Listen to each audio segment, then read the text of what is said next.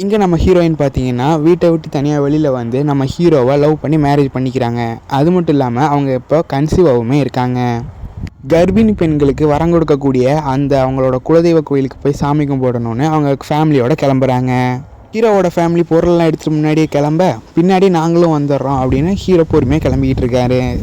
அதே நேரத்தில் இந்த பக்கம் ஒரு வயசானவர் சின்ன பையனை வண்டியில் ஏற்றிக்கிட்டு ரொம்ப நேரமாக ட்ராவல் பண்ணிகிட்டு இருக்காரு. ஹீரோ ஹீரோயினுமே கிளம்பி அந்த கோவில்கிட்ட வந்துக்கிட்டு இருக்காங்க.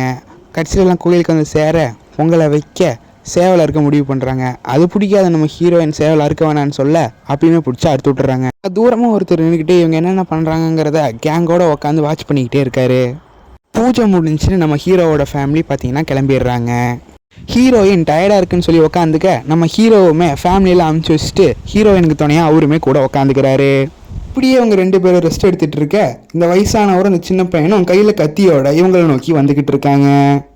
பார்த்து பயந்து நம்ம ஹீரோயின் வா போகலான்னு சொல்ல நம்ம ஹீரோ இருன்னு சொல்ல பின்னாடியே நம்ம தம்பி பார்த்தீங்கன்னா வெறியோட பாஞ்சு நம்ம ஹீரோவை முதுகுலையே குத்திடுறான். அப்படியே அந்த வயசானவருமே நம்ம ஹீரோயினை கையில் வெட்டிடுறாரு. தூரத்துலேருந்து பார்த்துட்டு இருந்த அவனுமே அவனோட அடியாளங்களெல்லாம் கூட்டிக்கிட்டு அந்த இடத்துக்கு வந்துடுறான். ஆக்சுவலாக அந்த வயசானவர் யாருன்னா வேறு யாரும் கிடையாது, நம்ம ஹீரோயினோட அப்பா தான்.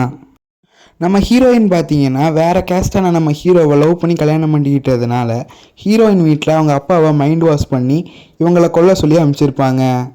எங்கள் ஹீரோயின் மேலே இருக்க பாசத்தில் இவர் ஹீரோயினை வெட்டாமல் விட்டுருவாரோன்னு ஹீரோயினோட அக்கா அவங்க ஹஸ்பண்டையும் அங்கே கொல்றதுக்கு அனுப்பிச்சி வச்சுருப்பாங்க. இடையில ஃபோனை அங்கேயே மறந்து வச்சுட்டு போன நம்ம ஹீரோவோட ஃப்ரெண்டு அதை எடுக்கலான்னு மறுபடியும் வந்து பார்க்க காப்பாற்றலான்னு இவருமே ஓடி போகிறாரு.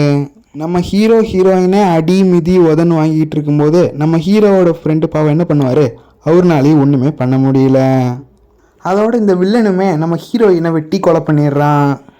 அது மட்டும் இல்லாமல் நம்ம ஹீரோயினோட வயிற்றை கிழிச்சு உள்ளுக்குள்ள இருக்க குழந்தையுமே அவர் வெளியில் எடுத்து ரொம்பவுமே கொடூரமான கொலை பண்ணியிருப்பாரு.